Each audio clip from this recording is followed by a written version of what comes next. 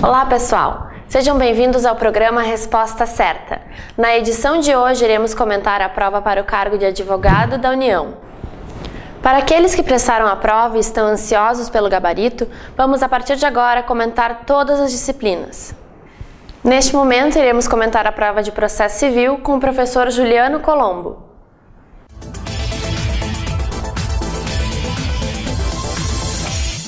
Olá alunos, estamos aqui então no Verbo Jurídico para comentar com vocês então um gabarito extraoficial dessa última prova da AGU, né? Vamos comentar aí as questões de processo civil, estabelecendo aí basicamente uma ideia de resposta para a questão. Foi uma prova que nós entendemos aí de nível elevado, né? Trabalhou com bastante jurisprudência, como era esperado, como a gente já vinha preparando aí o nosso aluno diretamente para entendimento muito mais jurisprudencial do que doutrinário. Algumas discussões podem acontecer, algumas variações podem acontecer, dentro do que você já leu, por exemplo, uma doutrina e dentro daquilo que o STJ pergunta de uma forma diferenciada. Posso lhe falar que basicamente não fugiu muito daquilo que se esperava de uma prova da AGU, né? Que trabalha então bem forte no ponto da jurisprudência. Vou trabalhar aqui com as questões de processo civil, dando o entendimento que nós tivemos sobre uma possível resposta, sempre pensando que isso não é um gabarito oficial, né? Não gera aí uma expectativa, mas sim um estudo a partir das questões, né? Não gerando uma expectativa e uma correspondência absoluta. Até porque as bancas, em questões de jurisprudência, pode ocorrer aí uma variação entre aquilo que entende a doutrina, entre aquilo que entende a jurisprudência. Vamos lá então?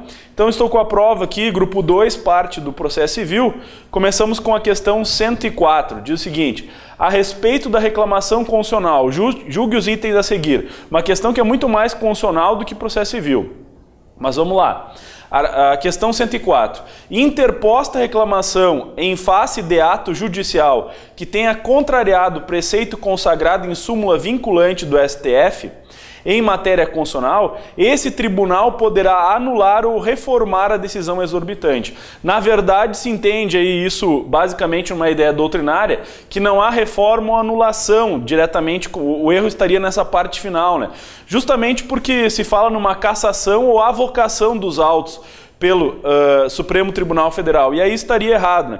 Isso colocado aí, a ideia da reclamação no 102, inciso 1, né, letra L da Constituição Federal, e depois aí a ideia da aplicável aqui também o 103A caput, né, da ideia da súmula vinculante. Mas esse seria um ponto, né? Por isso que entendemos que nesse tópico a questão estaria errada, porque na verdade haveria aí uma cassação ou avocação. 105. Por ter natureza jurídica de direito constitucional de petição, a reclamação não se sujeita a coisa julgada material. Bom, pelo STF, fica claro que a reclamação teria natureza jurídica de direito de petição. E, de certa forma, dá para se entender que ela não estaria sujeita realmente a coisa julgada material nesses moldes. Existem alguns entendimentos doutrinários díspares aí, né? Então, em desacordo diretamente com esse entendimento do Supremo Tribunal Federal. Entretanto, adotamos aqui uma matéria mais ligada ao entendimento do Supremo Tribunal Federal, considerando então como correta essa questão 105. Questão 106, trabalha aí com a suspensão da segurança. Então ela diz: com relação à suspensão de segurança, julgue os itens subsequentes. Se determinado juiz, em ação civil pública, conceder liminar desfavorável à fazenda pública, esta poderá interpor pedido de suspensão de segurança, ainda que esteja pendente de julgamento ou agravo do instrumento interposto contra a mesma decisão. De certa forma, correto. Não é porque eu tenho a suspensão da segurança que fica impedida a utilização do recurso, e vice-versa. Não seria porque eu posso agravar de instrumento daquela decisão que eu não poderia utilizar a suspensão da segurança, porque justamente o que busca a suspensão da segurança está aí a agregar efeitos em razão de um interesse público, né, suspensivo a eventual decisão liminar, antecipatória. Isso dá para basear no artigo 4º aí da Lei 8437 de 92. Então consideramos como correta. 107. Caso determinado desembargador federal conceda tutela antecipada em agravo do instrumento, poderá a Fazenda Pública insurgir-se contra a decisão, mediante a interposição de suspensão de segurança, dirigida ao presidente do STJ, sendo a matéria infraconstitucional. De certa forma verdadeiro, porque seria o tribunal competente para o conhecimento do recurso, né? Então não haveria qualquer irregularidade na competência do STJ, né? Então diretamente ao presidente do tribunal, justamente como diz o mesmo artigo 4º que nós fundamentamos a questão anterior. Entendemos então correta também a questão da questão 107. Questão 108. Julgue os itens que seguem acerca da tutela antecipada. 108. Considere que Pedro, após adquirir um imóvel que esteja na posse de André, ajuize a ação de emissão de posse. E aí correta a ação, porque eu não tenho a posse ainda, quero me emitir. Nessa situação não cabe pedido de tutela antecipada, haja visto o procedimento específico da ação. A ação de emissão na posse, falamos isso, é uma ação ordinária, ela não se enquadra no conceito de ações possessórias de procedimento especial. Emissão na posse é ação ordinária. Errada, portanto, a questão 108. Questão 109. Ajuizada a ação contra a Fazenda Pública com vistas a forçá-la ao cumprimento de obrigação de fazer, consistente no fornecimento de medicamento, há possibilidade de concessão de antecipação dos efeitos da tutela ao autor, bem como de imposição de multa diária para o caso de descumprimento da decisão. Totalmente verdadeiro, então. Antecipação da tutela e a multa. Hoje é pacífico no STJ que caberia multa em face da Fazenda Pública. Talvez até possa se pensar que não seria o meio mais efetivo, como alguns doutrinadores falam. Agora que tem cabimento, tem. 109, correta. No que se refere à execução contra a Fazenda Pública, julgue os itens a seguir.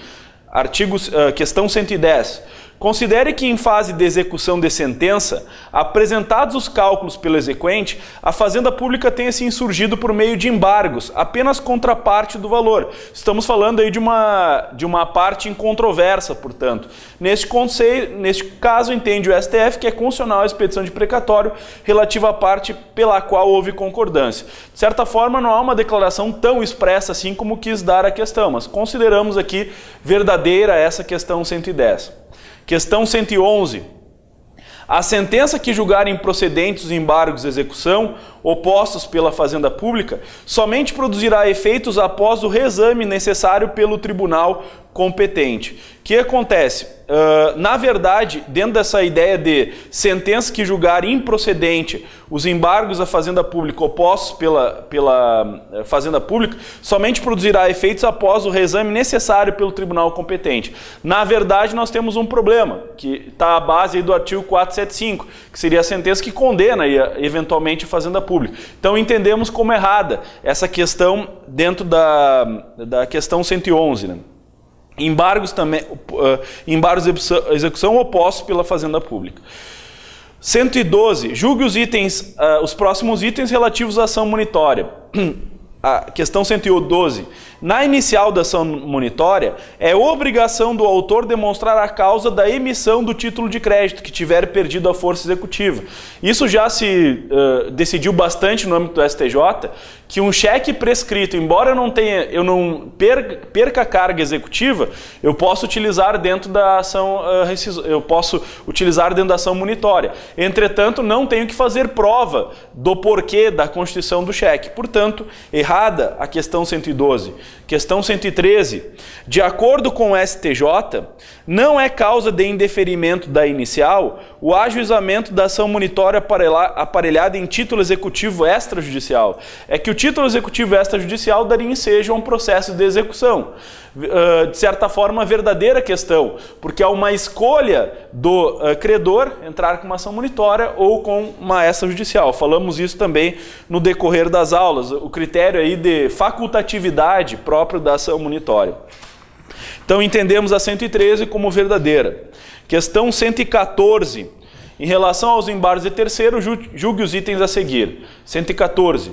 De acordo com o entendimento do STJ, se no curso do processo de execução for reconhecida a fraude de execução relativa à alienação de um bem pelo devedor executado, e aí era o ponto principal, este poderá, em caso de concessão judicial, defender a posse do bem por meio de embargos de terceiro. Embargos de terceiro é para terceiro e não para parte. Se o sujeito é devedor executado, não poderia utilizar embargos de terceiro. 114, errada.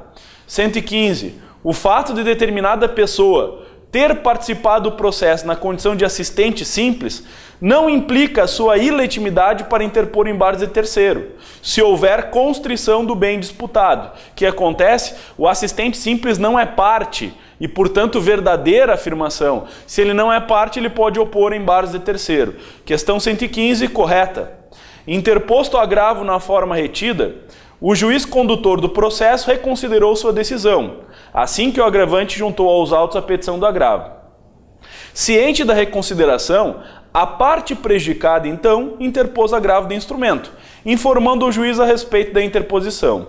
Ciente da existência do recurso, o magistrado determinou a suspensão do feito. Então, interposto o recurso de agravo, suspensão do feito. Pergunta-se, 116. A comunicação da interposição do agravo instrumento não basta a suspensão do processo, sob pena de violação do princípio da irrecorribilidade em separadas decisões interlocutórias. De certa forma, verdadeiro, a mera interposição ela não justifica aí a suspensão do processo. Então, questão 116, verdadeira, no nosso entender. Questão 117, trabalha com o texto inicial, né? O MP foi comunicado do proferimento de sentença, em processo no qual as partes estariam em conluio para obter efeito vedado por lei. Após a análise dos autos, estando o MP ciente do trânsito julgado de decisão, o parquet propôs ação rescisória, com o propósito de obter a rescisão da sentença e o novo julgamento da causa. Então é a ideia que eu quero, novo julgamento da causa, em virtude aí de proferimento, né, as partes estariam em conluio. 117. Não existe vício atinente à legitimidade do MP para propor ação rescisória. Até porque se trata de suposta colusão das partes. Verdadeiro, se entendemos aí que haveria legitimidade do MP. 118. Em razão do vício apontado com fundamento da rescisória, não será possível ao tribunal julgar totalmente procedente o pedido, dada a inviabilidade do juízo rescisório. De certa forma, sim, né? Porque se há um conluio entre as partes, não teria como julgar totalmente procedente, né? E sim muito mais reconhecimento do conluio entre as partes, certo? Então a questão 118 estaria correta. Esse é o nosso gabarito extraoficial, aquilo que pensamos trabalhar na hora da prova. Repito, você que acompanhou aí as nossas aulas, acredito que estava bem adequado aí para enfrentar essas questões, né? Apostamos aí nessa adequação, nesses gabarito extraoficial. De novo, repito que não gere uma expectativa ou uma falsa expectativa, porque isso é muito mais uma análise das questões do que um gabarito, certo? Uma análise das questões daquilo que poderia ser permitido dentro de uma certa coerência. Entretanto, claro que estamos prontos aí para eventual disparidade, eventual recurso aí a ser interposto em termos de discussões, certo? Então, obrigado, agradeço a compreensão, até a próxima, pessoal. Continue assistindo os comentários das provas da AGU.